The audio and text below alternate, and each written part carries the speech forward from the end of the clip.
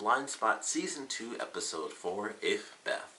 Now, if you saw my last review, you know that I screwed up and I watched this episode first, but for those of you who may have skipped over that one because I did it late or you just had no interest, watching this episode, it was kind of funny because even though I skipped over the whole last episode, because of the way that when it played out where there wasn't a ton of story stuff, this felt like the logical next episode, and it starts off kind of perfectly. It was like, okay, they did the recap of Jane being drugged and stuff like that, and they don't show that she did that mission or anything with the other dude, with her brother having to kill the other guy, or any of that stuff. And they may have shown it and I just didn't recognize it.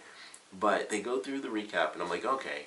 And it starts off with the two of them, and I thought, okay, they didn't do the whole scene where, she's getting, has the whole thing where she wakes up and all this craziness, she's freaking out like, where am I, where am I? It just starts off simple, and I was like, okay, you don't see that too often, it's pretty normal.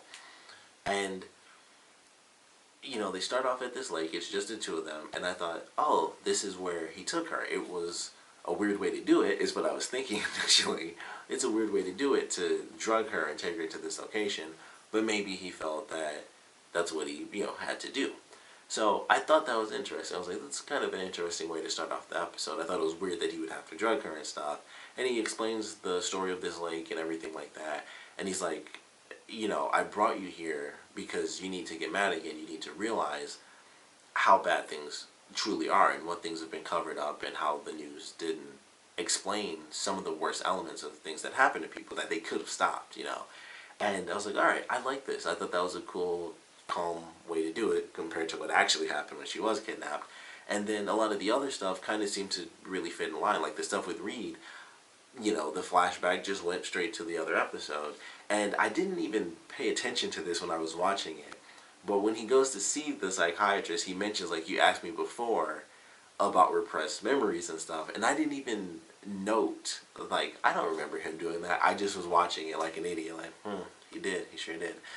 So it was funny watching this and then realizing that I screwed up and didn't see the episode beforehand. But fortunately, the last episode wasn't a huge, whoa, I don't even know when I just turned on something for Blinspot, actually. So it was kind of funny watching this one and then going back and be like, oh, I totally skipped an episode. But this was a really good one. This was a really good one, on its own. And it still kind of had just as much, actual stuff as the last episode. It's like, here's a little bit about what's happening with Reed, here's a little bit about what's happening with Jane and Sandstorm and their trust with her, and as well as her trust with them. And that's what I really loved about this episode, was Jane really being in the middle, because the other episodes it was kind of just like, alright, I'm working on this side, I'm working on that side, they don't really trust me, they got me trying to kill innocent people, my former team doesn't trust me because a bunch of crazy stuff happened. So and she's really in this crazy middle zone where she's like, I want to really be with my team. Like, she really wants to be more with, the FBI than she does Sandstorm, really. Because it's like, I don't really remember them, so I don't trust them 100%. And, the FBI doesn't really care that much about me, but I do at least want to be with my team, who just so happens to be a part of the FBI.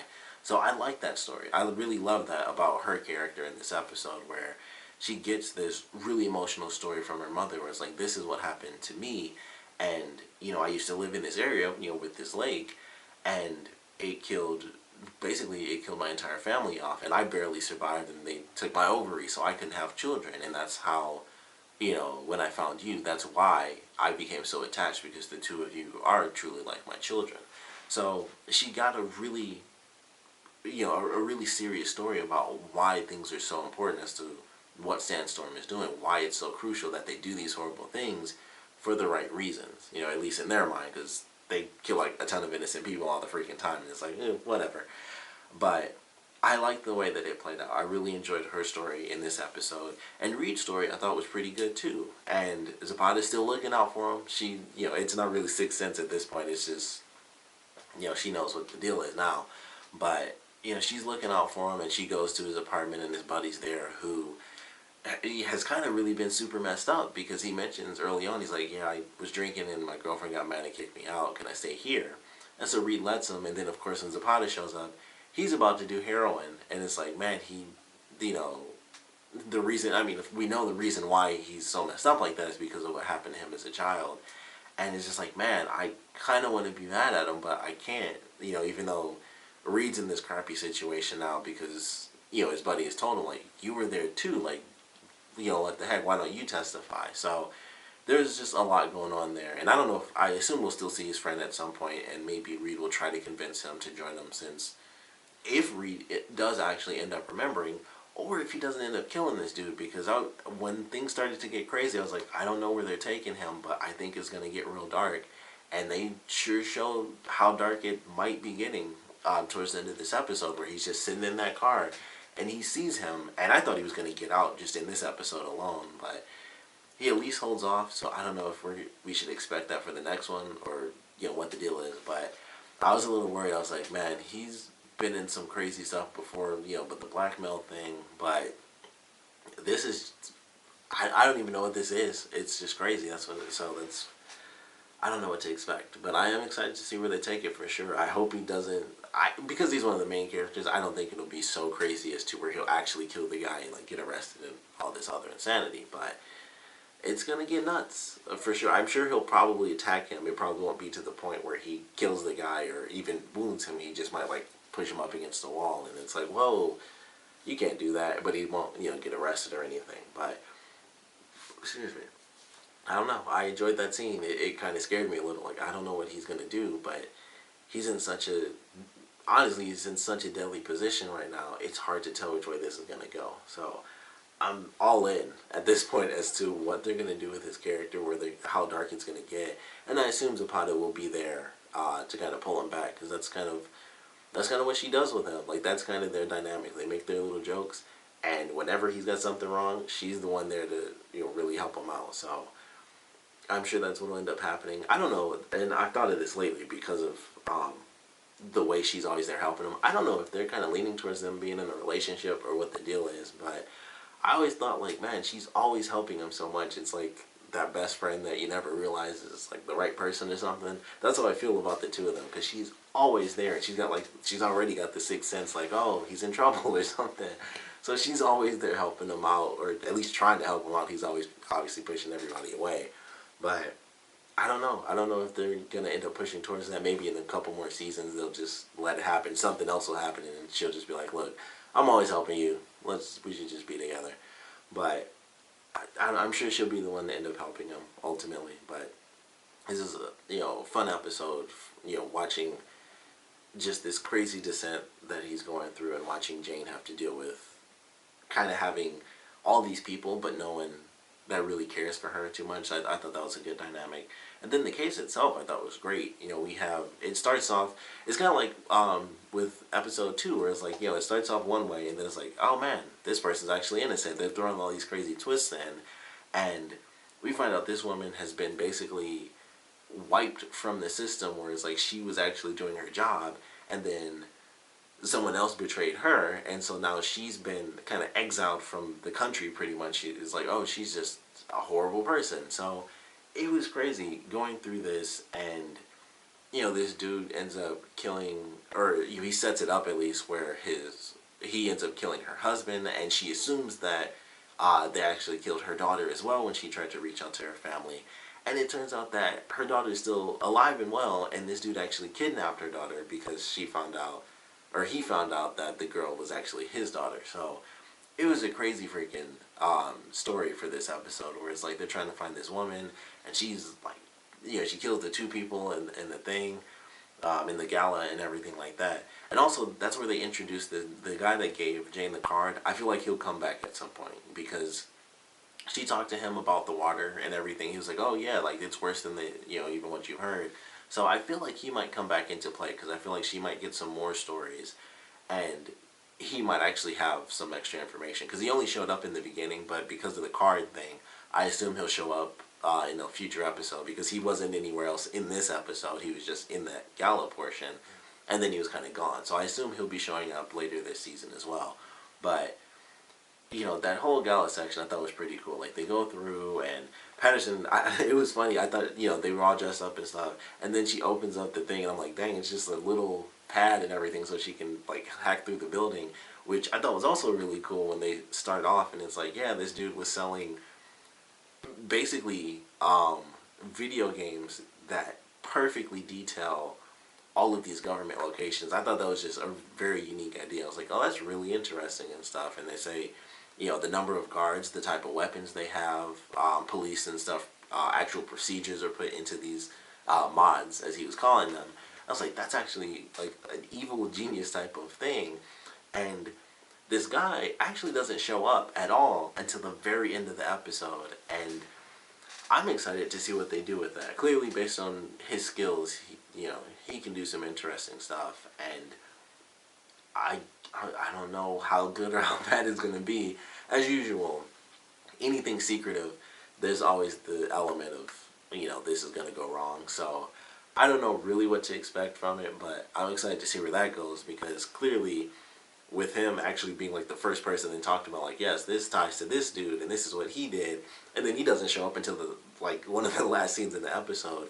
He's going to have some important stuff to do in the maybe next two. It might just be the next one, but I was like, alright, that was a cool way to do that, where they talk about this guy, what he's done that's illegal and this and that, and then he actually isn't even important until a later episode. I thought that was kind of cool.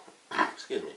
But the woman that's in there, she kills those two people, she fights with Jane, and then we get her whole story about her basically being erased from the system and thinking her entire family was killed off, and basically being on the run from the law. And then she finds out that her daughter is still alive, and they have to go take this guy out. He actually gets killed in front of his daughter, and then she starts shooting at them as well. But I was glad I guess it kind of worked out, because they even say it at the end. It was like, it really sucks that we basically reunited this mother and daughter just so that this girl could watch her mother get walked away to prison. And I'm like, man, she did technically kill those people, but all I could think was, man, couldn't they do some sort of, like, just expunge that or something? I don't know, because it was just one of those crazy situations where it's like, man, she went through such a crazy situation thinking that her husband and daughter were killed, basically being erased from everything and being deemed a criminal.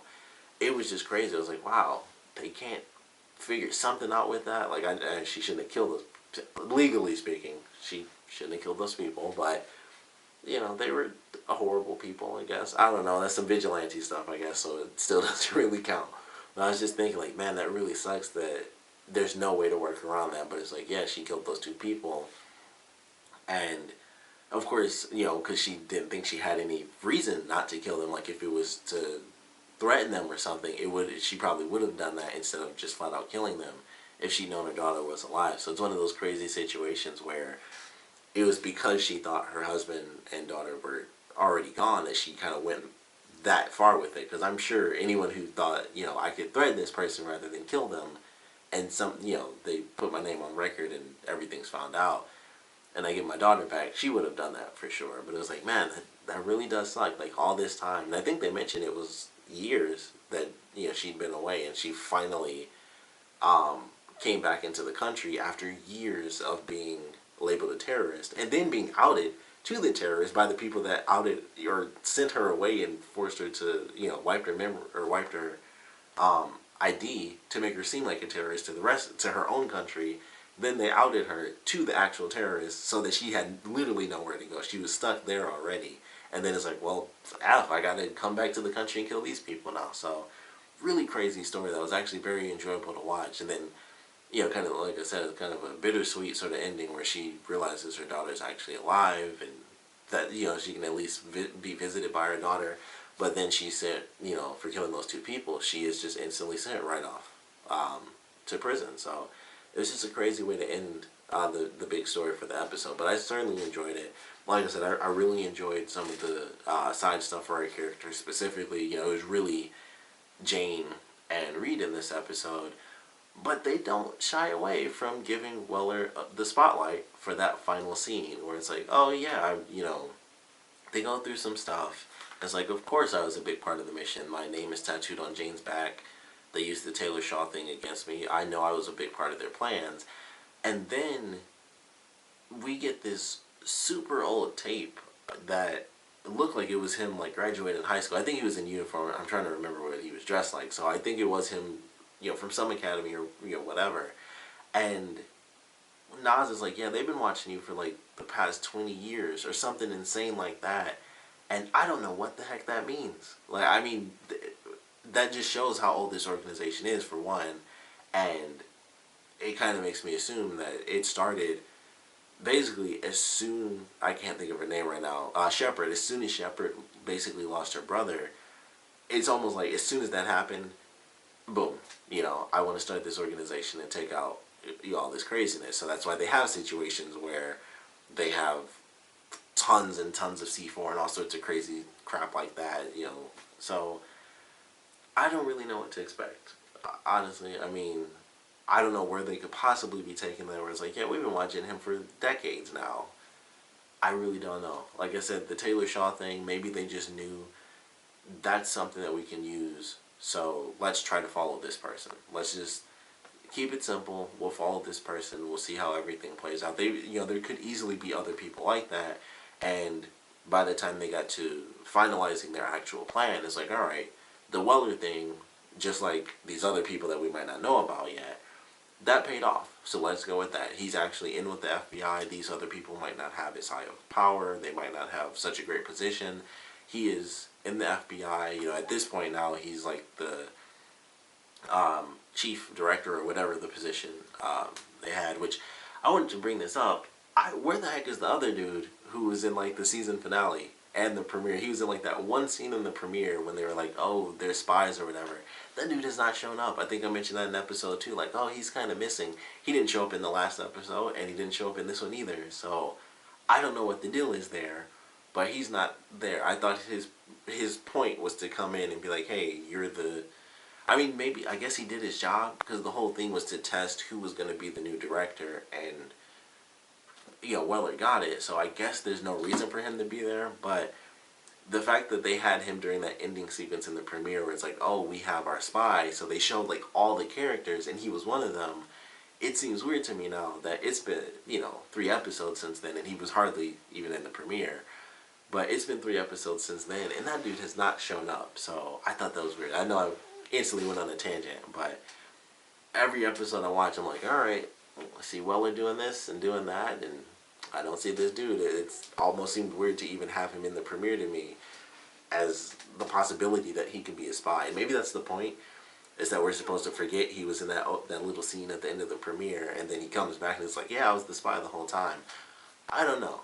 Out of sight, out of mind sort of thing, but every time I see Weller sitting in that chair or giving a bunch of orders, I think of that guy, because they just made a point to make him a possible mole, and to not have him at all in the season seems weird to me, at least, that he'd even be a prospect to be a mole. But I don't know. It's just weird. Every time I see Weller, I'm like, shouldn't that guy be in the chair? I always forget that Weller officially has that position already, and that's why I keep thinking of that guy, because it's technically only been like 4 episodes, I guess, counting the finale in this season, or 5 episodes. So every time I see him, I'm like, shouldn't that other guy be there? And I just always forget. But it just popped into my head. I just keep thinking about that. Like, where is that guy? He just never shows up. And like I said, I guess he did his job, so there'd be no reason to. But with him being included in the whole mole thing, I constantly notice that he never shows up now. It's just like, well, he's supposed to be super important and possibly a mole for Sandstorm, and he's never there anymore. So it's like, well, I don't know, that makes him a bit more suspicious. But I don't know. Like I said, maybe it's to trick us and make us forget that he was in that premiere. But that's all I can think about now, is that he doesn't show up anymore. But I did enjoy this episode. Like I said, I just wanted to mention that because I keep thinking about it now. Like, man, he's not there. He's not in this one. Not in this episode. So just wanted to bring that up. But I certainly enjoyed this episode. Like I said, there's a lot of cool stuff that was shown, and some very interesting decisions, or at least ideas, were thrown out there. I don't know what's going to happen with Reed. I don't know what the heck the deal is with Weller and them having followed him for such a long time. He also kind of makes the decision, which is kind of the focus of the next episode, to actually make time and be an actual father and not just step away from that.